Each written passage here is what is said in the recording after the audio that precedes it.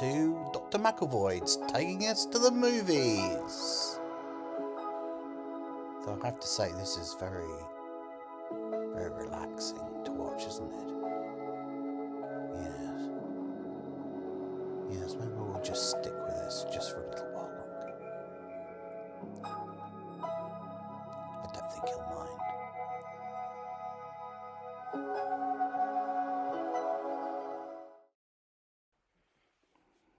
Greetings. Tonight, we party like it's 1922, as Nosferatu, a Symphony of Horrors, finally gets remade. Again. And who says there's nothing new under the sun, eh? The sun. The sun!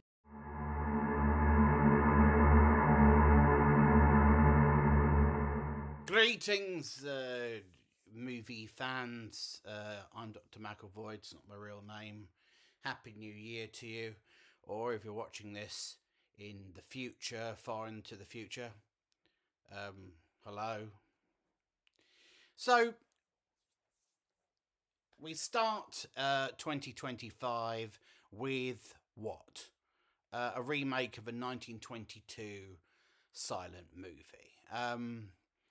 It's been remade before, of course. Werner Herzog, a bit of an oddball, remade it in the 70s.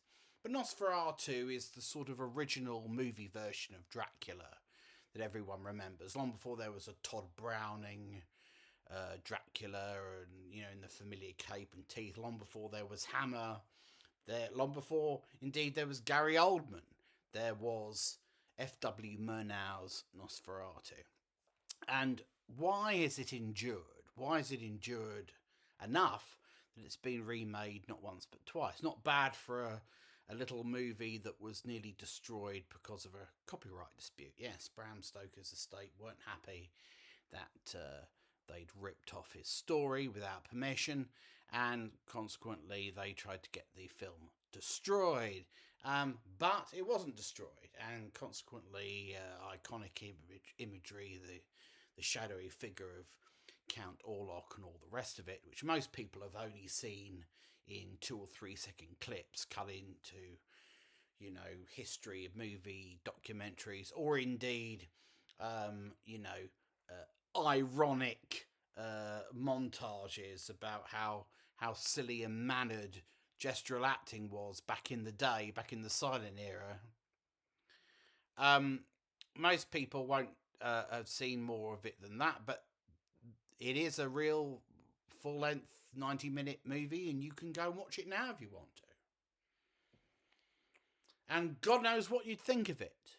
I mean, because look, it is of its day. It is mannered, and it is slow. Although it must be said, Robert Eggers' remake is slower, but we'll come to that. So look, there are many different versions of this story, but the generational touchstone for people of my age, late 40s as I'm recording this, is probably Bram Stoker's Dracula. That's the 1992 fully licensed adaptation of Stoker's novel by Francis Ford Coppola.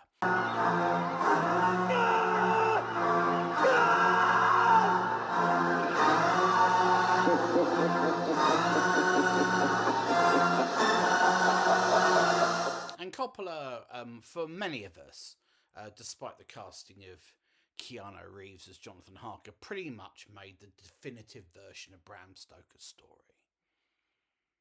And that movie quoted from, amongst many, many other sources, it quoted from Nosferatu in certain shots, because what Coppola was trying to do was not just make, an adaptation of Stoker's novel, but also a kind of cinematic tribute to the character's lineage in cinema. And he employed lots of different techniques to do that, lots of in-camera effects, for example, old school movie techniques, which were sort of designed to place the film in a kind of that in that era between the silent era and the talkies, that transitional period, a form that is congruous with the literary source material that it's adapting in some respects. So, look, Coppola quoted from Nosferatu, but he didn't remake Nosferatu. He made the story his own. And I'm inclined to think that that is the way to do it. I think that every filmmaker who's attempting to remake this story should try to bring something of their own sensibility to the story.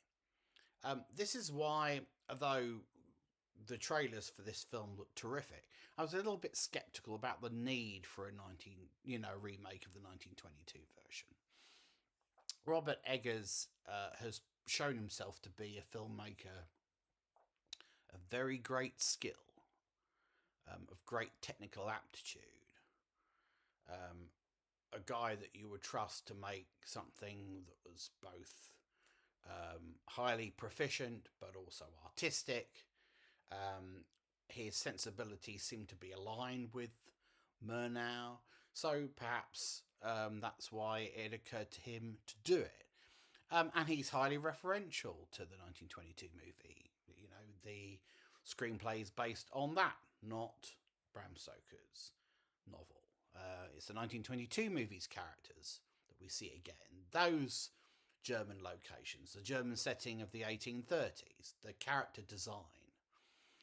So this is a bona fide, copper-bottomed, balls out in your face, unapologetic remake of that movie, not a fresh adaptation of Bram Stoker's book. But it does take bits from Bram Stoker's novel and put them back in, if you like, in order to beef up the original story. 90 minutes in 1922, 133 minutes now. Fine, you say, but what's new under the sun? Well, it's a translation of a silent movie into a sort of more modern era of audience sensibility. Modern audiences are used to gratuitous sex and violence, so we have become a little bit conservative, a little bit Victorian in that respect in the last 10-15 years, but there's nudity and violence in this movie, quite gratuitous sex and violence, all done a bit in a stylized way. In 1992, Coppola just had Renfield put a spider in his mouth and eat it. That's as far as he went. The equivalent character in Nosferatu, the new Nosferatu, bites the head off a pigeon, spurting blood from the neck and all. Maybe an attempt to shock us, maybe an attempt to, I don't know, get us to sit up and take notice. And God knows Eggers has got to do something, because we have seen it all before, haven't we? We've seen the story beat for beat for beat. We've seen much of the story in Coppola's version in 1992, which of course was a huge hit. So why are we doing it? Why is Eggers doing it? Well, because he's a bit of an old movie fetishist, and this is silent movie porn. Plain and simple. It's a act of artistic masturbation. It's an exercise in stylization. It's a movie that's in love with itself as a piece of art. And if you're any doubt as to that, by the way, you only need to see just how much Eggers lingers on everything. It's like, oh look, he spent so much time setting up this particular beautiful shot. We're going to stick with it for at least 2 to 3 minutes just so we can drink it in. Look at that. Look at the day for night photography. Look at the muted color palette. It's almost in black and white, but not quite. Look at the scenes where everyone's lit by candle, and there's this lovely orange hue in these lovely old, old rooms, and isn't that lovely? It's just like the color tints that you used to get on silent film nitrate stock, the little tints. Yeah. Look at how he's taken that old school methodology and updated it for a modern audience. Found the modern day translation. It's wonderful, a piece of art.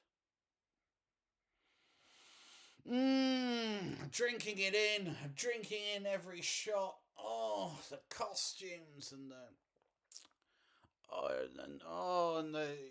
little particulates in the air, and the careful framing of each shot. Oh, Robert, that's wonderful.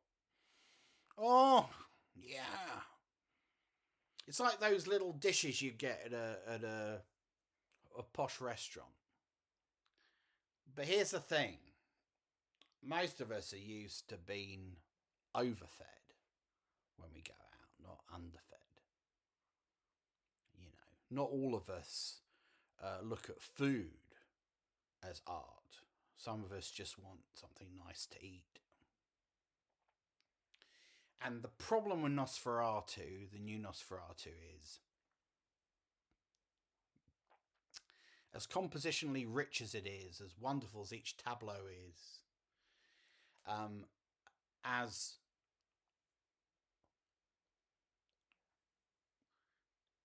formal as it is, because it's a very mannered piece of work. Everybody speaks in a manner which I'm sure was meticulously researched to be congruous with speech in the 1830s and so on.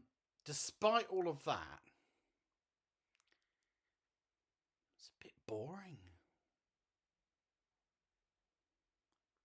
It's a little bit boring.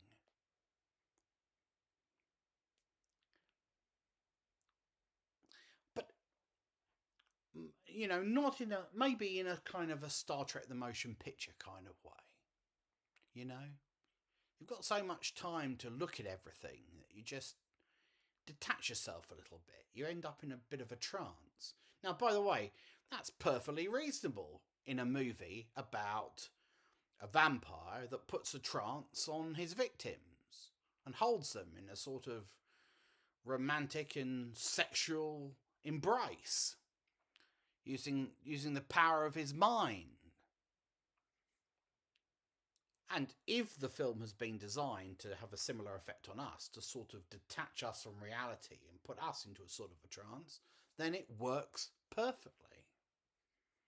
I nodded off nearly a few times, but not because I was thinking, oh, there's nothing here to see, but because the film's been paced and designed to induce a sort of a waking coma. So that when you see poor Lily Rose Depp, looking like all wide-eyed and, you feel the same way. How clever of Robert Eggers to use his mind control, his manipulative tools to cast a spell on his audience that's very similar to that Count Orlok, not Count Dracula for copyright reasons, casts on his victims. Not that we're victims, we're privileged to be there, privileged to see a movie, of this artistic quality in the cinema. Come to me. Look, here's the thing. Francis Ford Coppola's movie had great emotional range. It had a bit of everything. It had the Shakespearean, it had the comic, it had lots of camp. Yes, some of the camp was intentional. Some of it was just Keanu Reeves. And it used a lot of cinematic techniques, as we've discussed, to sort of add variety to its visual scheme. So, so it was a wonderful film to look at, but it changed things up. The way in music, a band changes up the rhythm and instrumentation in a song to add variety and to sort of keep you on your toes, or the way a great performer of Shakespeare on stage adds range to their vocal intonation so that after a while you don't stop listening to what they're saying. They vary their speech so that you're still forced to listen to the words and you're still involved in what they're actually talking about. The old director of the Royal Shakespeare Company, John Barton, cautioned his actors not to stick to one tone when delivering, say, a soliloquy. Why? Because the audience will stop listening. They'll applaud at the end. God, that's fucking first, bravo! But they won't have heard anything that was said after the third line. There's the rub. Now, Coppola's version of this story changes things up on a regular basis.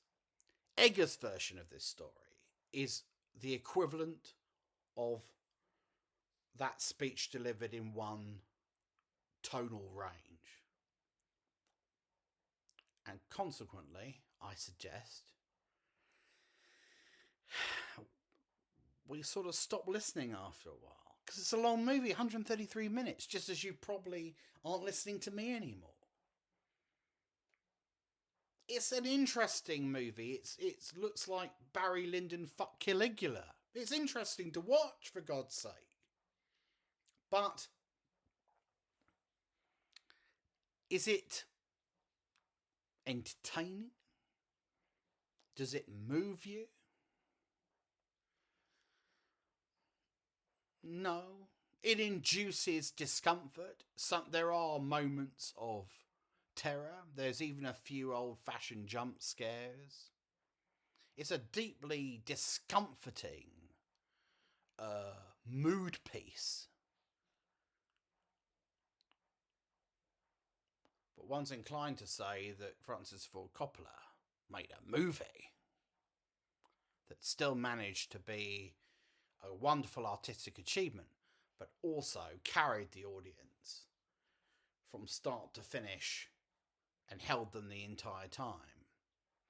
And by the way, one of the reasons, I don't want to keep going on about this, one of the reasons the 1992 movie was so successful was because it had a very charismatic Dracula at its heart, a charismatic count.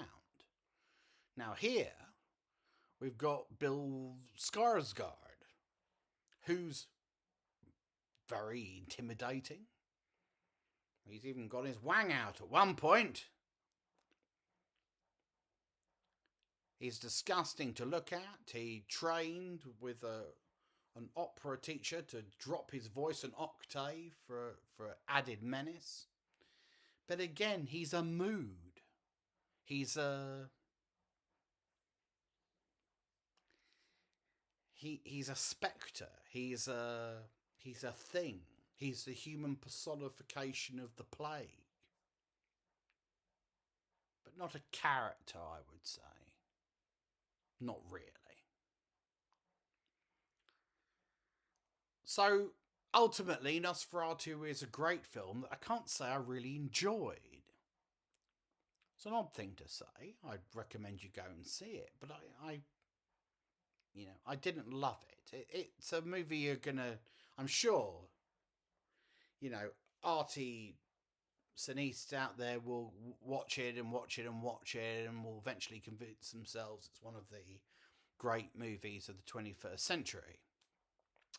But for me, it just lacked a little something, a little something that would have